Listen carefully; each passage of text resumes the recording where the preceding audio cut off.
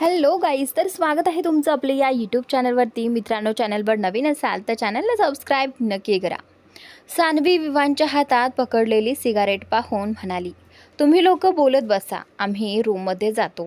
विवानने cigarette विझवली आणि सानवीला थांबत म्हणाला, नाही ठीक आहे, हे लोक आता निघणारच आहेत. अथर्व सर मला उद्याच्या काही महत्त्वाच्या फाईल्स देण्यासाठी आले होते. मला वाटलं तुला यायला वेळ लागेल, म्हणून आम्ही इथेच फाईल्सबद्दल चर्चा करायला सुरुवात केली. सानवीसोबतच तिथे उपस्थित असलेले सगळेजण आश्चर्यचकित झाले, कारण सगळ्यांच्या मनात एकच प्रश्न होता, विवान सानवीला एवढं स्पष्टीकरण का देत आहे. सानवीने अथर्व आणि व्योमकडे पाहिलं आणि म्हणाली, तुम्ही मला हे सगळं स्पष्टीकरण का देत आहात विवान? मी तर तुम्हाला काही विचारलंच नाही. हे ऐकून विवानने जवळजवळ उभ्या असलेल्या अथर्व आणि व्योमकडे पाहिलं. दोघेही त्याच्याकडे पाहत होते. विवानने विषय बदलत म्हटलं, मी यांना खालीपर्यंत सोडून येतो. असं म्हणत विवान पुढे निघून गेला. व्योमने सानवीला बाय म्हटलं आणि तृषाकडे रागाने पाहत विवानच्या मागे जाऊ लागला. शेवटी अथर्व चेहऱ्यावर स्मित घेऊन त्या दोन्ही मुलींजवळ गेला आणि म्हणाला, तुम्हा दोघींना भेटून खूप छान वाटलं. C you ब्युटिफुल्स. सानवीने स्मित करत अथर्वला बाय केलं. मात्र तृषा अजूनही खराब झालेला मूड घेऊन तिथेच उभी होती. विवान त्या दोघांसोबत खाली जात असताना व्योमला म्हणाला, काय प्रॉब्लेम आहे तुला तृषासोबत, आणि ती कोणत्या डीलची गोष्ट करत होती? त्यावेळी तृषाचं नाव ऐकताच व्योम रागाने म्हणाला, मला तिच्याशी काय प्रॉब्लेम असणार आहे? ती स्वतःच एक प्रॉब्लेम आहे. मी तर म्हणतो तुम्ही मॅडमला त्या मुलीपासून दूर राहायला सांगा. ती त्यांच्यासाठी अजिबात योग्य नाही. विवान चिडत म्हणाला, अच्छा, आणि हे तू ठरवणार? तू तृषाबद्दल काही जाणतोस तरी का? नाही, तू तिच्याबद्दल काहीच जाणत नाहीस व्योम. ती खूप चांगली मुलगी आहे. तुला माहीत आहे का, सानवीला पैशांची गरज होती तेव्हा तिने सानवीसाठी स्वतःची कारसुद्धा विकली होती. व्योम आश्चर्याने म्हणाला, काय खरंच? त्यावेळी विवान पुढे म्हणाला, मी तृषाबद्दल सगळी माहिती काढली आहे.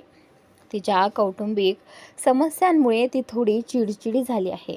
स्वतःची भीती आणि भावना लपवण्यासाठी ती सगळ्यांसमोर स्वतःला खंबीर दाखवते आहे. सानवीशिवाय ती कोणालाही आपलं मानत नाही. तिचा सर्वात जास्त विश्वास किंवा कदाचित फक्त सानवीवरच विश्वास आहे. हीच तृषा आहुजाची खरी गोष्ट आहे. व्योम अधीर होत म्हणाला, तुम्ही कौटुंबिक समस्याबद्दल बोलतात? तिच्यासोबत नेमकं काय कौटुंबिक समस्या आहे? त्यावेळी विवान व्योमकडे पाहत म्हणाला, ते मला माहीत नाही, पण हो, मी एवढंच नक्की सांगेन की आता तिला त्रास देणं बंद कर. ती एकटी राहते, त्यामुळे तिला नोकरीची गरज आहे. या बाबतीत तू काही करू शकत असशील तर तिची नक्की मदत कर. व्योमने होकारार्थी मान हलवत म्हटलं, येस बॉस, मी बघतो. अथर्व हसत म्हणाला, मी तर म्हणेन तिला डिनरला घेऊन जा आणि सॉरी बोलून टाक. व्योम चिडत म्हणाला, तिच्यासोबत डिनर? आणि डिनरमध्ये ती काय घेणार? जिवंत व्योम. त्यावेळी विवानने त्या दोघांकडे एक नजर टाकली आणि म्हणाला, अच्छा ठीक आहे, आता तुमच्या फालतू गप्पा पुरे झाल्या असतील तर निघा, उद्या ऑफिसमध्ये भेटू. अथर्वने व्योमच्या खांद्यावर हात ठेवत म्हटलं, हो चल भाऊ, नाहीतर काय माहिती उशीर झाल्यावर विवान सरांना स्पष्टीकरण द्यावं लागू नये. विवानने भुवया उंचावत अथर्वकडे रागाने पाहिलं आणि म्हणाला, मी कोणालाही कसल्याही गोष्टीचं स्पष्टीकरण देत नाही. अथर्व हसत म्हणाला, हो, ते तर आज आम्ही पाहिलंच आहे. जो विवान आम्हाला अगदी तरुण सरांना सुद्धा कोणत्याही गोष्टीचं स्पष्टीकरण देत नाही, तो मी सानवीला एका छोट्याशा गोष्टीवर स्पष्टीकरण देत होता. भारी आहे भाऊ. विवानने नकारार्थी मान हलवत म्हटलं, तुला जे वाटतंय ते वाटू दे, मला खरंच काही फरक पडत नाही. पेंट हाऊस स्वच्छ करून ठेव. मी सानवीसोबत उद्या तिथे शिफ्ट होणार आहे. अथर्वने होकारार्थी मान हलवली. तिघेही आपापसात बोलत असतानाच सानवी तृषासोबत खाली आली. त्या तिघांकडे एक नजर टाकून दोघीही पुढे जाऊ लागल्या. विवानने सानवीला आवाज देत विचारलं, तुम्ही दोघी कुठे जात आहात का? सानवीने विवानकडे पाहत उत्तर दिलं, मी आधीच सांगितलं होतं ना, तुम्हाला लोकांना इथेच कंटिन्यू करायचं असेल तर तुम्ही करू शकता. आम्हाला काहीच प्रॉब्लेम नाही. सानवीला अशा थोड्या रुक्षपणे बोलताना पाहून विवान तिच्या जवळ जात म्हणाला, सानू, मी फक्त विचारत होतो. तेवढ्यात तृषा त्या दोघांच्या मध्ये येत म्हणाली, अरे विवान, सानू फक्त मला ऑटोपर्यंत सोडायला जात आहे. येताना माझी स्कूटी खराब झाली होती. ती गॅरेजमध्ये दुरुस्तीसाठी दिली आहे. ते उद्या सकाळी स्कूटी परत देतील. त्यामुळे सध्या मला ऑटोने घरी जावं लागेल. विवानने तृषाकडे पाहत म्हटलं, त्याची काही गरज नाही तृषा. तुझ्या घराच्या दिशेनेच व्योमचं घर आहे. तो जाताना तुला घरी सोडून जाईल. असं म्हणत विवानने व्योमकडे पाहून इशारा केला. व्योमने एक दीर्घ श्वास घेत म्हणाला, ठीक आहे, चल, मी तुला ड्रॉप करून देतो. तृषाने व्योमकडे पाहून लगेच तोंड फिरवलं आणि म्हणाली, काही गरज नाही. ड्रॉप करण्याचं नाव घेतलं की हा असा फुतकार मारतोय जणू काही एखादा सांडच आहे. हे ऐकून अथर्व हसत म्हणाला, चला, मी तुम्हाला ड्रॉप करतो. अथर्व तृषाला घरी सोडायला जाणार आहे हे ऐकताच कळत नाही व्योमला काय होतं. तो पुढे येतो आणि तृषाचा हात पकडून तिला आपल्या कारकडे घेऊन जात म्हणतो, मी सांगितलं ना, मी तुला घरी सोडतो. मग शांतपणे ये आणि गाडीत बस. प्रत्येक वेळी स्वतःला खंबीर दाखवणं गरजेचं नसतं. तृषाला पुढच्या सीटवर बसवून व्योम स्वतः ड्रायव्हिंग सीटवर जाऊन बसतो. तृषा गाडीच्या खिडकीची काच खाली करत सानवीला म्हणते, सानू, मी संपूर्ण रस्ताभर तुझ्याशी फोनवर बोलत बोलत जाणार आहे. त्यावेळी मला या माणसावर अजिबात विश्वास नाही. व्योम गाडी सुरू करत म्हणतो, काळजी करू नकोस, मी कच्चं मांस खात नाही आणि तुझ्यासारखं अर्धवट भाजलेलं तर अजिबातच नाही. व्योम बाहेर उभा असलेल्या सानवीकडे पाहत म्हणतो, काळजी करू नका मिस सानवी, मी तुमच्या मैत्रिणीला सुरक्षितपणे तिच्या घरी सोडून देईन. सानवी हसत होकारार्थी मान हलवते. ते दोघे निघून गेल्यावर अथर्वही त्या दोघांना बाय करून तिथून निघून जातो. सानवी विवानशी काहीही न बोलता सरळ लिफ्टच्या दिशेने जाऊ लागते. सानवीचं वागणं विवानला थोडं विचित्र वाटत होतं. जणू तिच्या मनात काहीतरी वेगळंच होतं. तिच्या नजरा काहीतरी वेगळंच सांगत होत्या आणि तिच्या ओठांवर मात्र काहीतरी वेगळंच होतं. सानवी लिफ्टमध्ये अगदी शांत उभी होती. लिफ्ट 5व्या मजल्यावर पोहोचणार इतक्यात विवानने लिफ्टचं पॉज बटन दाबलं आणि सानवी समोर उभा राहत म्हणाला, काय प्रॉब्लेम आहे? त्यावेळी सानवी गोंधळून म्हणाली, विवान, तुम्ही लिफ्ट का थांबवलीत? कोणाला वर खाली जायचं असेल तर?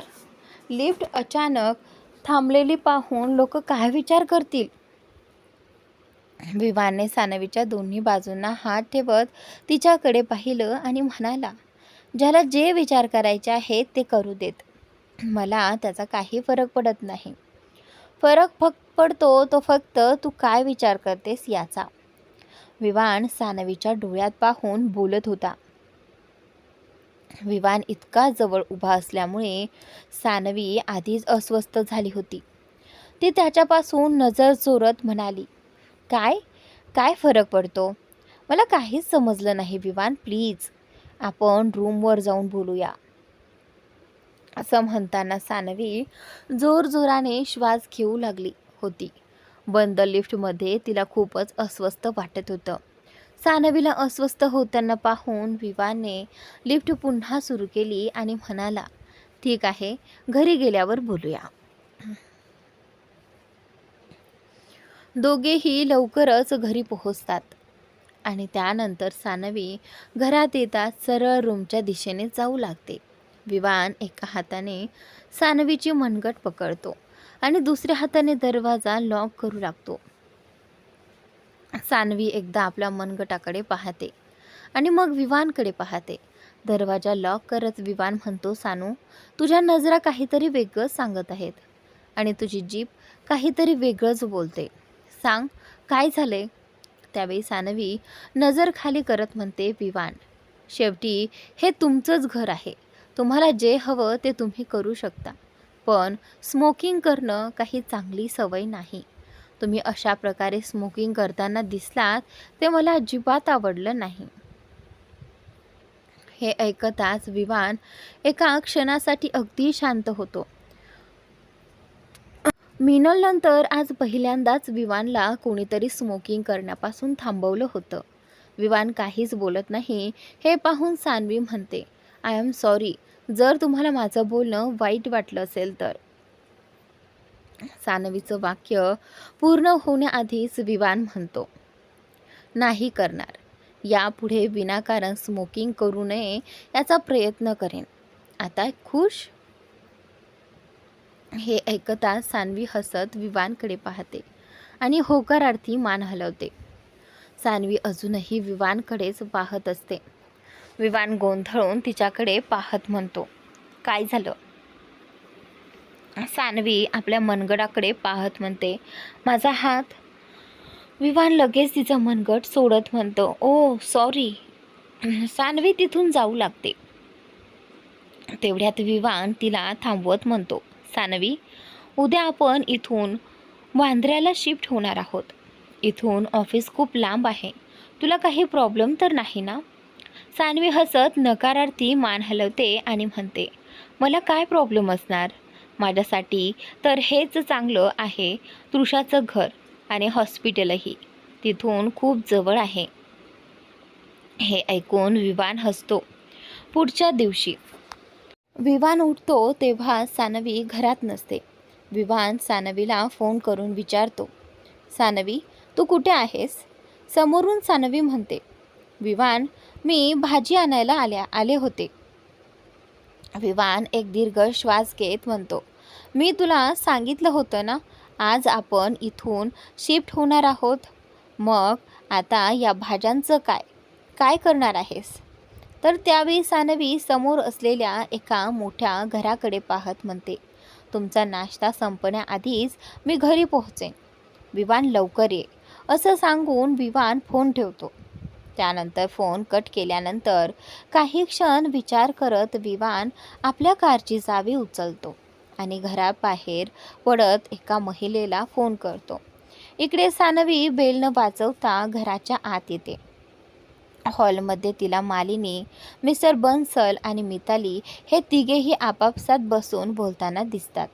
सानवी त्या तिघांकडे एक नजर टाकते. सानवीला पाहताच तिचे वडील मिस्टर बन्सल म्हणतात, सानू बेटा, तू एवढ्या सकाळी सकाळी आलीस. तुला काही हवं होतं का? हे ऐकताच मालिनी मिस्टर बन्सल यांच्याकडे रागाने पाहत म्हणते, हो, ते काय आहे ना, आजकाल तुमच्या या मुलीला सकाळी सकाळी भीक मागण्याची सवयच झाली आहे. आणि त्यावेळी मालिनीचे कडवट शब्द ऐकून सानवी हसत आपल्या वडिलांना मिस्टर बन्सल यांना म्हणते, तुम्ही माझ्या हॉस्पिटलचं बिल भरलं आहे. माझ्यासाठी एवढंच पुरेसं आहे. Dad, thank you so much dad. यापेक्षा जास्त मी तुमच्याकडून कोणतीही अपेक्षा ठेवत नाही.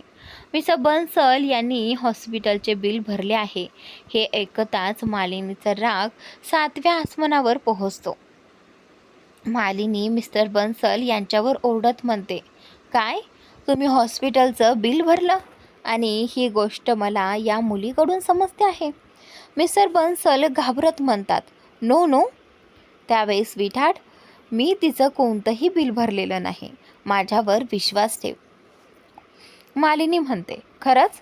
मग ही मुलगी उगाचच तुम्हाला धन्यवाद म्हणण्यासाठी इथे आली आहे का? त्यांच्यासोबत बसलेली मिताली आपल्या आईला समजावत म्हणते, रिलॅक्स मॉम, कदाचित ही तुम्हाला चिडवण्यासाठी इथे आली असेल. जाणून बुजून तुमच्या आणि डॅडच्या मध्ये भांडण लावण्याचा प्रयत्न करत असेल. फसव्या माणसासोबत राहता राहता फसवणूक करायलाही शिकली असेल ही. आणि त्याचनंतर विवानबद्दल वाईट बोललेलं ऐकताच सानवीला राग येतो. ती मितालीकडे बोट दाखवत आणि डोळे पटारत म्हणते, डोंट यू डेअर मिताली, मला जे काही बोलायचं आहे ते बोल. नात्यांच्या नावाखाली माझ्याबद्दल तुझं कितीही बकवास बोलणं मी शांतपणे उभी राहून ऐकून घेईन. पण विवानबद्दल एक शब्द जरी चुकीचा किंवा वाईट बोललीस ना, तर माझ्यापेक्षा वाईट कोणीही नसेल. लक्षात ठेव, आज पहिल्यांदा आणि शेवटच्यांदा मी तुझी ही बकवास ऐकून घेत आहे. मालिनी सानवीच्या दिशेने पुढे येत म्हणते, अच्छा, नाही तर काय? काय करणार आहेस तू? वाटतंय काही दिवसात माझ्या हातची मार खाल्ल्याचं विसरलीस आणि तुझे गाल पुन्हा थंड पडले आहेत. आता ते गरम करून तुझी अक्कल ठिकाणावर आणते, असं ही मालिनी म्हणते. असं म्हणत मालिनी सानवीवर हात उचलण्यासाठी पुढे जाते. मालिनीचा हात वर होताच हॉलमध्ये एक कडक आवाज घुमतो, खबरदार, तिला हात जरी लावला तर. तो आवाज ऐकताच मालिनीचा हात हवेतच थांबतो. सगळेजण दरवाजाच्या दिशेने पाहतात तर तिथे विवान उभा असतो. विवानला पाहताच सगळेजण एका क्षणासाठी घाबरतात. विवान मोठ्या रुबाबात चालत सानवीजवळ येतो आणि मालिनीकडे पाहत म्हणतो, काय वाटलं मी असं काही बोलेन? मी तर म्हणेन, एकदा काय 2-4 वेळा हात लावा हिला. एकदा मारल्याने हिचं काय होणार आहे? विवानचं बोलणं ऐकताच तिथे उभी असलेल्या मितालीला सानवीला खाली दाखवण्याची आणि स्वतःला विवानच्या नजरेत चांगलं सिद्ध करण्याची संधी मिळते. मिताली विवानजवळ येत म्हणते, ऐकलंस ना, जिच्याबद्दल तू कोणाचंही वाईट बोलणं ऐकून घेऊ शकत नाहीस, तोच आता तुला मार खायला लावण्याबद्दल बोलतोय. आता तरी तुझी औकात समजायला सुरुवात कर. तुमच्यासारख्या मुली टिश्यू पेपरसारख्या असतात, जस्ट यूज अँड थ्रो. मितालीचं बोलणं ऐकून विवान टाळ्या वाजवतो आणि सानवीकडे रागाने पाहत म्हणतो, एक थप्पड खाऊन मन भरलं नव्हतं का, जी पुन्हा दुसरी थप्पड खायला आलीस? खोट्या नात्यांच्या नावाखाली स्वतःला अजून किती खाली घालवणार आहेस सानू? ऐकलंस ना, यांच्यासाठी तू एका टिश्यू पेपरपेक्षा जास्त काहीही नाहीस. सानवीला म्हणत विवान मिताली आणि मालिनीकडे पाहत म्हणाला, कान उघडे ठेवून ऐका, शेवटचं सांगतोय, तुम्ही दोघीही माझ्या हेट लिस्टच्या टॉपवर आहात. सानवीला हात लावून तुमची शिक्षा आणखी वाढवू नका. त्यानंतर असं म्हणत विवानने सानवीची मनगट पकडली आणि तिला सोबत घेऊन तिथून निघून गेला. विवान खूपच रागात होता. त्याने सानवीला कारमध्ये बसवलं आणि भरधाव वेगाने वांद्र्याच्या दिशेने गाडी चालवायला सुरुवात केली. काही वेळाने विवानला इतका राग आलेला पाहून सानवीने धीर करून डोळ्यात अश्रू आणत म्हटलं, विवान, मला माफ करा. सानवी तिचं वाक्य पूर्ण करण्याआधीच विवानने कारला ब्रेक लावला आणि स्टेअरिंगवर जोरात हात आपटत म्हणाला, नाही, मला तुझ्याकडून कोणतीही माफी नको आहे. असं म्हणत विवान कारमधून बाहेर पडला. त्याने कारच्या बोनटवर जोरात ठोसा मारला आणि टायरवर जोरात लाथ मारली. विवान रागाच्या भरात स्वतःलाच दुखापत करून घेत असल्याचं पाहून सानवी ही कारमधून बाहेर आली. तिने विवानचा हात पकडून त्याला थांबवलं. विवानने आपला हात सोडवून घेतला आणि सानवीच्या दोन्ही बाहू घट्ट पकडत म्हणाला, तुला समजत नाहीये की तुला समजून घ्यायचंच नाहीये. सानू, मी तुला जसा दिसतोय तसा मी अजिबात नाही. मी इतका नम्र नाही, इतका दयाळू नाही, इतका प्रेमळही नाही. त्यामुळे जोपर्यंत मी तुझ्याशी चांगलं वागत आहे तोपर्यंत तूही माझ्याशी चांगली वाग. कारण माझ्या आतला राक्षस कधी जागा होईल हे मलाही माहीत नाही. तुझ्यामुळे मी सगळ्यांशी भांडत फिरू शकत नाही. मी प्रत्येक वेळी तुझ्या सावलीसारखा तुझं रक्षण करण्यासाठी तुझ्या आसपास राहू शकत नाही.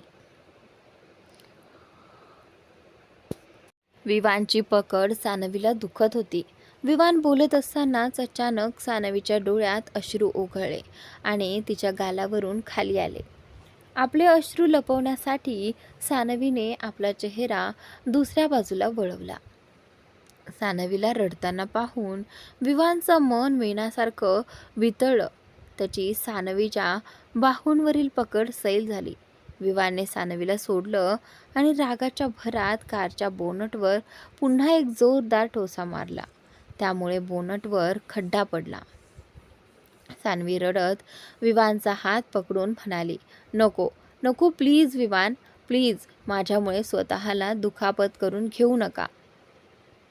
विवानने डोळे बंद करून एक दीर्घ श्वास घेतला. त्याने स्वतःच्या रागावर नियंत्रण मिळवलं आणि सानवीकडे पाहत तिचे अश्रू पुसले. तो म्हणाला, तुला माहीत आहे ते लोक कसे आहेत.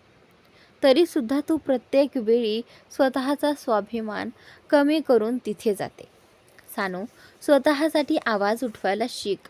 आणि तू काय म्हणत होतीस, माझ्याबद्दल काहीही ऐकून घेणार नाहीस, पण स्वतःबद्दल मात्र काहीही ऐकून घेशील का.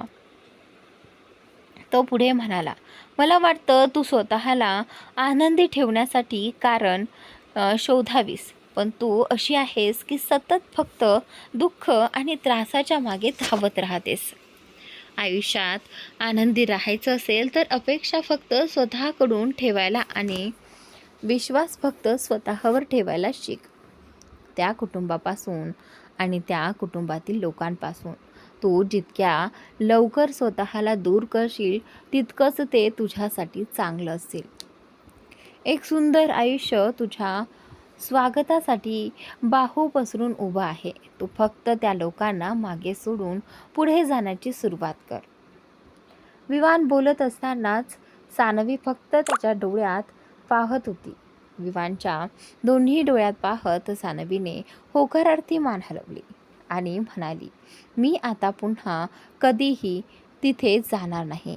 विवान सानवीकडे पाहत म्हणाला, आणि त्यांना तुझा अपमानही करू देणार नाहीस. त्यांना काय, कोणालाही नाही. कोणालाही तुझा अपमान करण्याचा किंवा तुझ्यावर हात उचलण्याचा अधिकार नाही. सानवीने होकारार्थी मान हलवली. विवान हसला आणि सानवीला पुन्हा कारमध्ये बसवून तिथून निघून गेला. काही वेळाने तृषा ऑमलेटचा घास आपल्या तोंडात टाकत होती. तेवढ्या तिच्या फ्लॅटची डोरबेल वाजली. तोंडात अन्नाचा घास असतानाच तृषाने दरवाजा उघडला, पण दरवाजावर व्योम उभा असेल असं तिला अजिबात वाटलं नव्हतं. व्योमला पाहताच तृषाची नेहमीची प्रतिक्रिया उमटली, तू. पण यावेळी तिच्या तोंडातून आवाजच बाहेर आला नाही, कारण तिच्या तोंडात ऑमलेटचा घास भरलेला होता याचं तिला भानच नव्हतं. व्योम तिच्या दिशेने पुढे येत म्हणाला, आधी तोंडात जे भरलं आहेस ते गिळून घे. व्योमला आपल्या दिशेने येताना पाहून तृषा मागे सरकू लागली. व्योमने तिला बाजूला केलं आणि तिच्या घरात आत शिरला. तृषाने तोंडात भरलेलं अन्न एका घासात गिळलं आणि म्हणाली, इथे काय करत आहात आणि माझी परवानगी न घेता आज कसे काय आलात.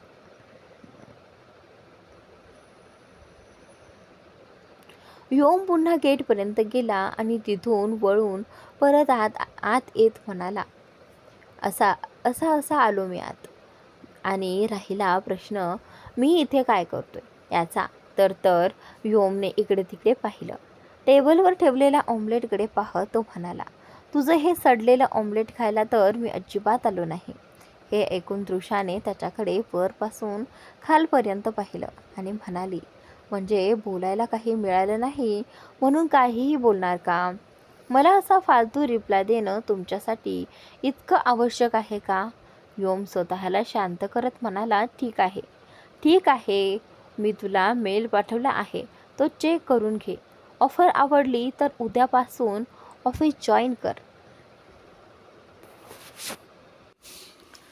तृषाने तोंड वाकडं करत म्हटलं, ऑफर? पुन्हा? म्हणजे तुम्ही मला समजता तरी काय, भिकारी? असहाय्य. सॉरी मिस्टर व्योम, पण मला तुमच्या दयेची किंवा भीक देण्याची अजिबात गरज नाही. मी माझ्या कर्तृत्वावर स्वतःसाठी एक चांगली नोकरी शोधू शकते. असं म्हणत तृषाने व्योमचा हात पकडला आणि त्याला बाहेरचा रस्ता दाखवत म्हणाली, आता तुम्ही जाऊ शकता. तृषाचं बोलणं व्योमला का जाणे पण मनाला लागलं. व्योमने तृषाचा हात झटकन दूर केला आणि तिच्या कमरेभोवती हात घट्ट पकडत म्हणाला, आता माझं ऐक.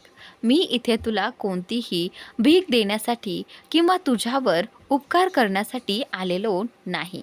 तू आमच्या कंपनीमध्ये नोकरीसाठी अर्ज केला होता, म्हणून तुला सॉरी म्हणत ऑफर लेटर देण्यासाठी आलो होतो.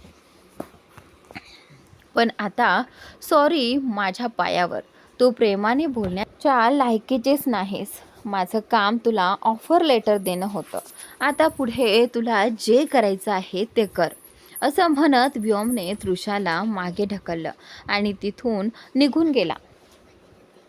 इकडे विवान सानवीला घेऊन आपल्या पेंट हाऊसमध्ये आला. घरात प्रवेश करताच सानवीने नजर वर करून संपूर्ण घराकडे आश्चर्याने पाहायला सुरुवात केली. त्यानंतर सानवी अशा प्रकारे घराकडे टक लावून पाहत असल्याचं पाहून विवान म्हणाला, काय झालं, तुला घर आवडलं नाही का? आणि त्याच वेळी सानवी हसत म्हणाली, आवडलं नाही म्हणजे काय विवान, हे घर खूपच मोठं आहे. आपल्या दोघांसाठी तर खूपच मोठं आहे. काहीतरी विचार करत सानवी पुढे म्हणाली, विवान, तुम्हाला वाईट वाटणार नसेल तर एक गोष्ट विचारू? तुम्ही इतके साधे आहात आणि तुमचे मित्र मात्र इतके श्रीमंत. इतक्या श्रीमंत लोकांशी तुमची मैत्री कशी झाली? सानवीचा प्रश्न ऐकून विवान हसत म्हणाला, तुला तुझ्या मनातलं थेट माझ्यासमोरही सांगता आलं असतं. असं म्हणत विवान सानवीजवळ गेला. त्याने तिचे खांदे पकडले आणि तिच्या डोळ्यात पाहत म्हणाला, सानू, तुलाही तेच वाटते का जे इतरांना वाटतं? तुलाही मी माफिया? सानवीने विवानचं वाक्य पूर्ण होण्याआधीच त्याच्या मनगटावर आपला हात ठेवत म्हटलं, नाही, माझ्या विचारण्याचा असा अजिबात अर्थ नव्हता विवान. तुम्ही चुकीचं समजत आहात. हो, आपल्या लग्नानंतर मालिनी मॉमने माझी गंमत करताना तुमच्या भूतकाळाबद्दल काही गोष्टी मला सांगितल्या होत्या. पण माझ्यावर विश्वास ठेवा विवान, मी तुम्हाला कधीच तुमच्या भूतकाळावरून जज केलं नाही. विवान हलकंसं हसत म्हणाला, याची मला जाणीव आहे. मला माहिती आहे की तू मला कधीच माझ्या भूतकाळावरून जज केलं नाहीस. मग आज अचानक हा प्रश्न का? सानवी काहीतरी विचार करत म्हणाली, तृषाने मला व्योमजींबद्दल सांगितलं. ते ऐकून मला असं वाटलं की त्यांना त्यांच्या पैशांचा खूप गर्व आहे. आणि आता अथर्वजींनी तुम्हाला आपलं घर दिलं आहे. त्याच्या बदल्यात ते लोक तुमच्याकडून काही चुकीचं काम तर करून घेत नाही आहेत ना? विवान हसला आणि सानवीच्या कपाळावर हलकीशी टपली मारत म्हणाला, वेडी, तू किती दूरचा विचार केलास? पहिली गोष्ट म्हणजे व्योम घमंडी नाही आहे. पण तू तृषाची अजिबात काळजी करू नकोस. व्योममुळे तृषाला कोणताही त्रास होणार नाही. उलट व्योम तिच्या आसपास असेल तर तृषा पूर्णपणे सुरक्षित राहील. तो मनाने खूप स्वच्छ आणि नेक माणूस आहे. फक्त भूतकाळात वाईट लोकांसोबत राहिल्यामुळे त्याला कोणाशीही नीट बोलता येत नाही. म्हणून तो कोणाशी लवकर बोलतही नाही. नक्कीच तो कुठेतरी अडचणीत सापडला असेल. म्हणून तृषापासून सुटका करून घेण्यासाठी त्याने तिला पैसे देण्याची ऑफर केली असेल. तर त्यानंतर आणि राहिला प्रश्न या घराचा, तर त्याची तू अजिबात काळजी करू नकोस. असं समज की हे घर माझंच आहे. अथर्वला एका प्रोजेक्टमध्ये माझ्यामुळे खूप फायदा झाला होता. त्या नफ्याचे सगळे पैसे अथर्वने या घरासाठी खर्च केले. असं समज की हे घर त्याने मला दिलेली एक भेट आहे. सानवीने एक नजर घराकडे पाहिली आणि विवानला म्हणाली, ही चांगली गोष्ट आहे विवान, पण कोणी आपल्याला एक बोट दिलं म्हणून आपण त्यांचा पूर्ण हातच पकडायला नको. मला चांगली नोकरी मिळाल्यावर आपण काही पैसे साठवू आणि आपल्यासाठी एखादं चांगलं वेगळं घर घेऊ. सानवीच्या समजूतदार बोलण्याने विवान पुन्हा एकदा आश्चर्यचकित झाला. त्याने चेहऱ्यावर हसू आणत होकारार्थी मान हलवली. थँक्यू विवान.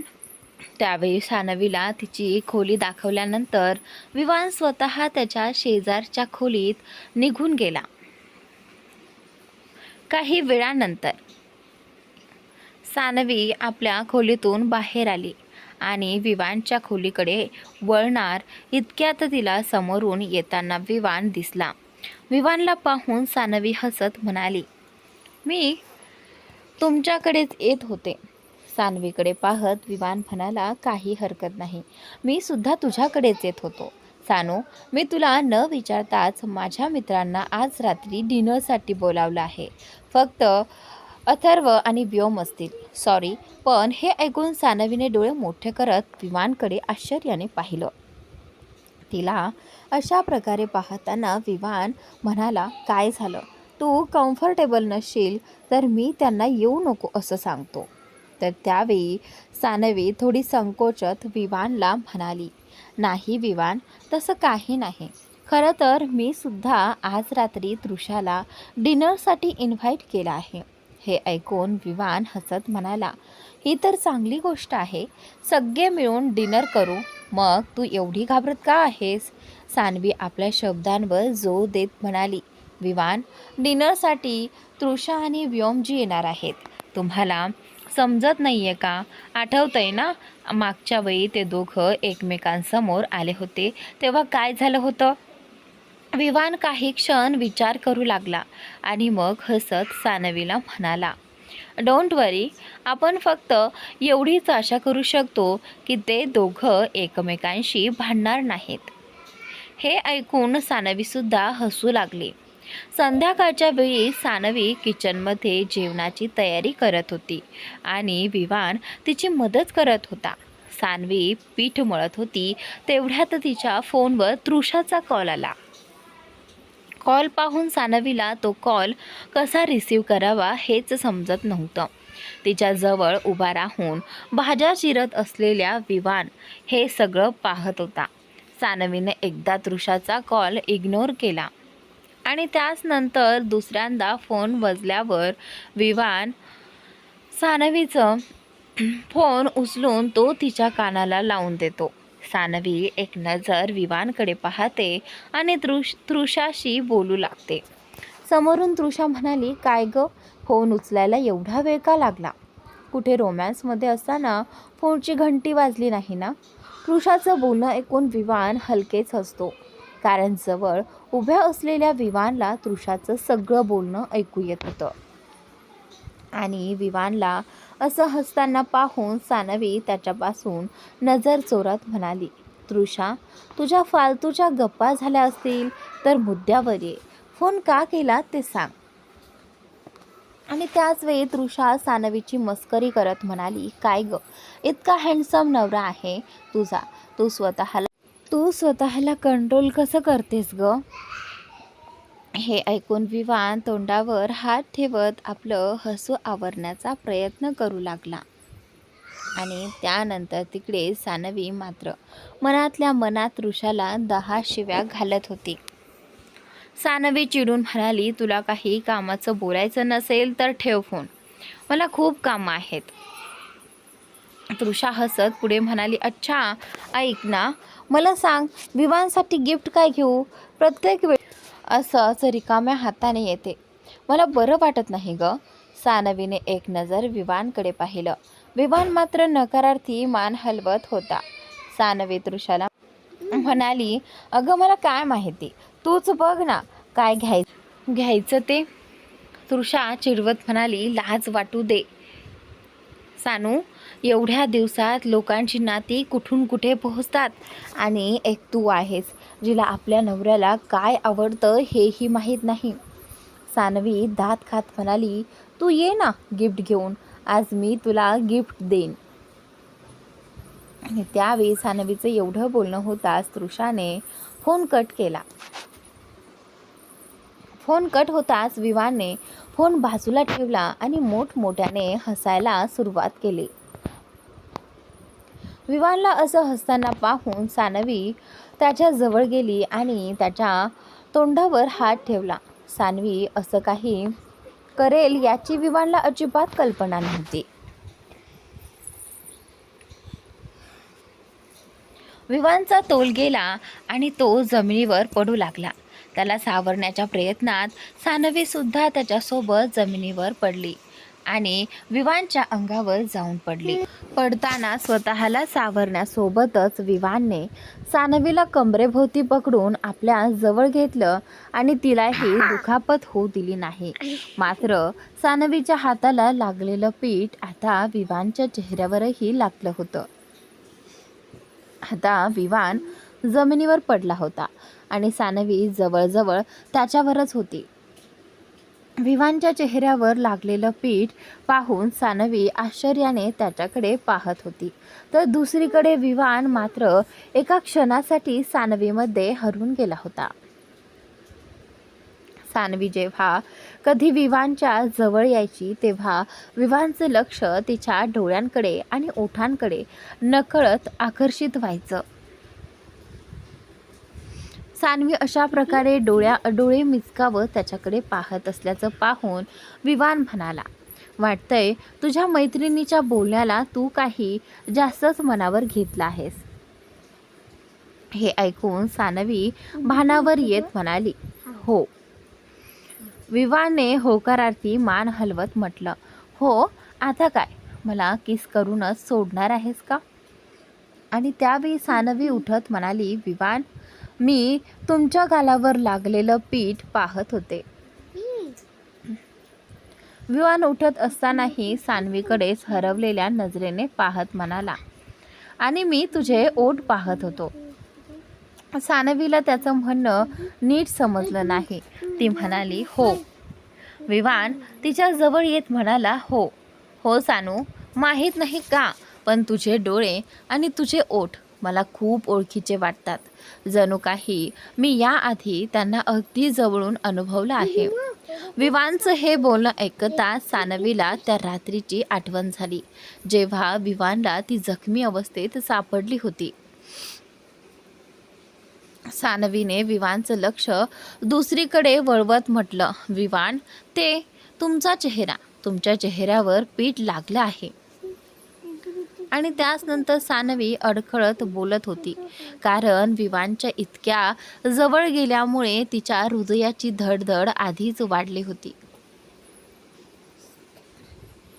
विवानने सानवीच्या हातात टिश्यू पेपर दिला आणि आपला चेहरा तिच्या समोर करत म्हणाला, गोंधळ तू केला आहेस तर साफसुद्धा तूच करणार.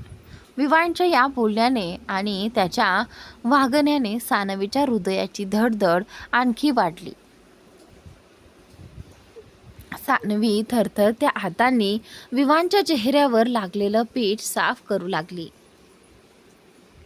अचानक विवानने सानवीचा हात पकडला आणि तिच्याकडे पाहू लागला. सानवीने आश्चर्याने डोळे मोठे करत विवानकडे पाहिलं. विवान तिच्या दोन्ही डोळ्यात पाहत म्हणाला, काय झालं सानू, तुझे हात का थरथरत आहेत? तू अशी का घाबरत आहेस? जणू काही मी तुझी एखादी चोरी पकडली आहे. सानवी घाबरून विवानच्या हातात आपला मनगट सोडवून घेत म्हणाली, विवान, तुम्ही आरशात पाहून स्वतःचं स्वच्छ करून घ्या. मला खूप काम आहे. मित्रमैत्रिणी येण्यापूर्वी आपल्याला जेवण तयार करायचं आहे. विवान शांतपणे उभा राहून टिशूने आपला चेहरा साफ करत सानवीकडे पाहत होता. सानवी वारंवार आपले केस मागे करत होते, पण तिचे केस पुन्हा पुन्हा पुढे येत होते. विवान सानवीच्या मागे गेला आणि तिचे केस हळूहळू आवरू लागला. असे करताना विवानच्या बोटांचा स्पर्श वारंवार सानवीच्या मानेजवळ होत होता. विवानचा स्पर्श जाणवताच सानवी अगदी शांत झाली, कारण या क्षणी बाहेरच्या कोणत्याही आवाजापेक्षा तिच्या आत धडधडणाऱ्या हृदयाचा आवाजच तिला जास्त जाणवत होता. विवानने सानवीचे केस आवरून चमच्याच्या मदतीने तिचा बन बांधला आणि पुन्हा आपल्या कामाला लागला. सानवीने लगेच स्वतःला सावरलं आणि ती अधूनमधून चोरून विवानकडे पाहू लागली.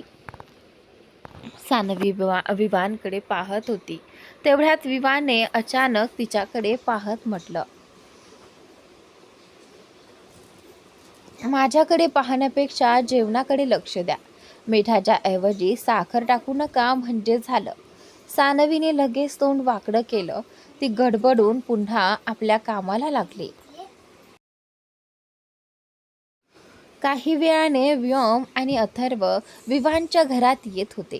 तेवढ्यात त्यांच्या मनात तृषा उत्साहाने ओरडत आत आली, सरप्राईज, मी आले. पण पुढच्या क्षणी समोर व्योम आणि अथर्वला पाहून तृषा आश्चर्याने तिथेच थांबली. व्योमने मात्र तृषाकडे पूर्णपणे दुर्लक्ष केलं आणि हॉलमध्ये उभ्या असलेल्या विवानच्या दिशेने तो पुढे जाऊ लागला. तर अथर्वने तिरक्या नजरेने व्योमकडे पाहिले. त्यानंतर गालावर हात ठेवत नाटक करण्याच्या अंदाजात तृषाकडे जात तो म्हणाला, मिस तृषा, किती सुंदर सरप्राईज आहे हे, प्लीज या ना. असं म्हणत अथर्वने तृषाचा हात पकडला आणि तिला आत घेऊन जात म्हणाला, तुम्हाला माहीतही नाही इथे येऊन तुम्ही आजच्या डिनरला किती स्पायसी बनवलं आहे. खरंच तृषाजी, या साध्या डाळीसारख्या डिनरमध्ये तुमची उपस्थिती म्हणजे अगदी फोडणीसारखी आहे. अथर्वचं बोलणं ऐकून किचनमधून बाहेर येत सानवी म्हणाली, या फोडणीची काहीच गरज नाही. माझं डिनर तिच्याशिवायही पूर्ण आहे. सानवीला पाहून विवान एका क्षणासाठी तिच्याकडे पाहतच राहिला.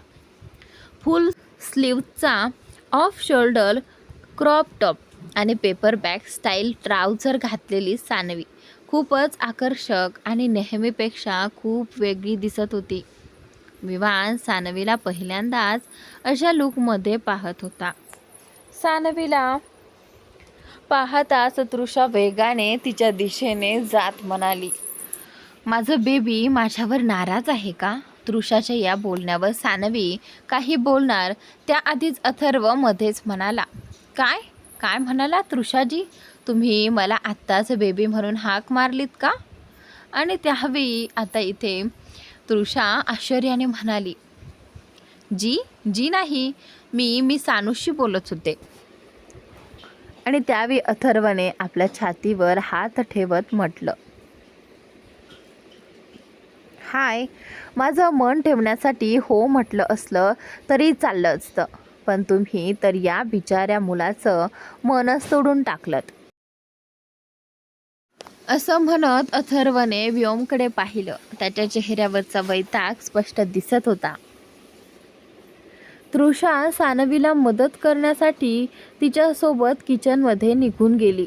अथर्वने व्योमकडे पाहत विचारलं, काय झालं व्योम, तुझी तब्येत तर ठीक आहे ना? आणि त्यावेळी व्योमने अथर्वकडे रागाने पाहत उत्तर दिलं, माझी तर ठीक आहे, पण असं वाटतंय की तुला स्वतःची तब्येत बिघडवून घेण्याची फारच घाई झाली आहे. व्योमचं बोलणं ऐकून विवानही अथर्ववर हसू लागला. तृषा सानवीला मदत करत असल्याचं पाहून विवान म्हणाला, तृषा, तुम्ही आमच्या पाहुण्या आहात, प्लीज बसा. डिनर वाढायला मी सानूला मदत करतो. त्यानंतर विवानचं बोलणं ऐकून अथर्व उठला आणि तृषासाठी आपल्या शेजारची खुर्ची ओढत म्हणाला, प्लीज बसा ना. तृषाही जास्त विचार न करता अथर्वच्या शेजारच्या खुर्चीवर जाऊन बसली. विवान सानवीला किचनमधून सगळं जेवण टेबलपर्यंत आणण्यासाठी मदत करू लागला. सानवी एका मोठ्या बाउलमध्ये जेवण काढत होती. तेवढ्यात विवानने एका हातात पाण्याचा जग घेतला आणि दुसऱ्या हाताने सानवीचे केस सोडवत हळू आवाजात म्हणाला, घरात तरुण मुलं आहेत मॅडम, जरा सांभाळून, नाहीतर नंतर तुम्ही आमच्या नजरेला दोष द्याल. असं म्हणत विवान हसला आणि तिथून बाहेर निघून गेला. विवान तिथून जाताच सानवीच्या चेहऱ्यावर एक गोडसं हास्य उमटलं. लवकरच सानवी आणि विवानने टेबलवर सगळं जेवण वाढलं आणि ते सगळ्यांसोबत डिनर करण्यासाठी बसले. अथर्वने व्योमची मस्करी करत तृषाला विचारलं, बरं तृषा, तुम्ही सुरुवात कुठून करणार आहात? आणि त्याच वेळी आता तृषा आनंदाने म्हणाली, मी तर सरळ खीर खाणार आहे. मला सानूच्या हातची खीर खूप आवडते. आणि त्याच नंतर अथर्व हलकेच हसत म्हणाला, ओ, मला वाटलं तुम्ही व्योमपासून सुरुवात करणार. व्योमने मात्र दोघांकडेही दुर्लक्ष केलं आणि शांतपणे आपलं डिनर करत राहिला. तृषाच्या घरी जे काही घडलं होतं त्यानंतर व्योम विनाकारण तृषाच्या तोंडही लावायचं नाही असं तो म्हणायचा. त्याला भीती होती की कुठेतरी तो तृषाला गरजेपेक्षा जास्त दुखावून बसेल. आणि तृषा अथर्वच्या दिशेने झुकत हळूच म्हणाली, काय आहे ना अथर्वजी, मला निर्लज्जपणा अजिबात आवडत नाही. आणि त्यानंतर तृषाचं बोलणं ऐकून अथर्व व्योमकडे पाहत हसला.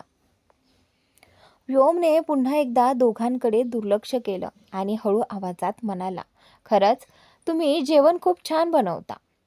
सानवी हसत म्हणाली, जेवण मी आणि विवाने मिळून बनवलं आहे. अथर्व जेवता जेवता म्हणाला, खरंच मान्य करावं लागेल, खूपच छान कॉम्बिनेशन आहे. सगळ्यांनाच ते जेवण खूप आवडलं. जेवण झाल्यानंतर सगळे एकत्र बसून गप्पा मारत होते. गप्पा मारता मारता बरीच रात्र झाली. त्यामुळे विवानने आज रात्री सगळ्यांनी त्याच्याच घरी थांबावं असं सांगितलं. ही गोष्ट ऐकून सानवी आणि तृषा सर्वात जास्त खुश झाल्या, कारण त्यांना एकमेकींसोबत आणखी थोडा वेळ घालवायला मिळणार होता.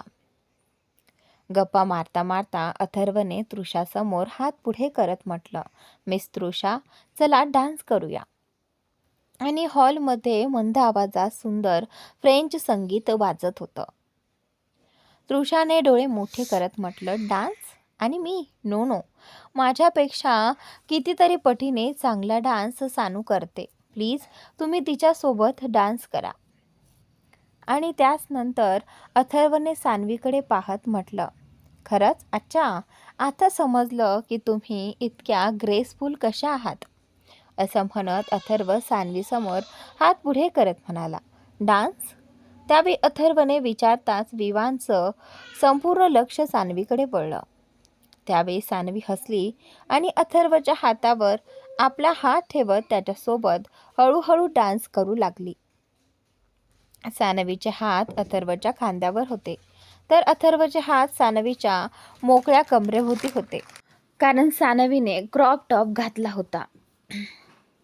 पाहायला आणि बोलायला गेलं तर विवान, व्योम आणि तृषा आपापसात गप्पा मारत असल्यासारखे दिसत होते, पण विवानचं संपूर्ण लक्ष अथर्वच्या हातांकडेच लागलं होतं. व्योम आणि तृषाही आता निवांतपणे आपापसात बोलू शकत नव्हते. त्यामुळे ते दोघेही अथर्व आणि सानवीचा डान्स पाहू लागले. अथर्व आणि सानवी हसत हसत गाण्याचा आनंद घेत एकमेकांच्या साथीचाही आनंद घेत होते. डान्स करताना अथर्वने सानवीला फिरवत आपल्या मागे घेतलं आणि त्यानंतर तिला मागून आपल्या बाहुपाशात घेतलं. तेवढ्यात विवान जोरजोरात खोकू लागला. विवानला अशा प्रकारे खोकताना पाहून सानवी लगेच डायनिंग टेबलजवळ गेली. तिथून तिने पाण्याचा ग्लास घेतला आणि विवानजवळ येऊन त्याच्या पाठीवर हात फिरवत म्हणाली, श्वास घ्या विवान आणि हळूहळू पाणी प्या. विवानने तिला हाताने सांबवत म्हटलं, मी ठीक आहे. सानवीला असं सांगून विवानने सगळ्यांकडे पाहत म्हटलं, चला आता सगळे इथेच थांबणार आहोत, तर फ्रेश होऊन कपडे बदलून घ्या. विवानला खोकताना पाहून अथर्व सोडून सगळे त्याच्या आजूबाजूला जमा झाले होते. तर मित्रांनो, आजचा भाग इथे संपतो आहे. पुढील भाग नक्की पहा आणि चॅनलला सबस्क्राईब नक्की करा.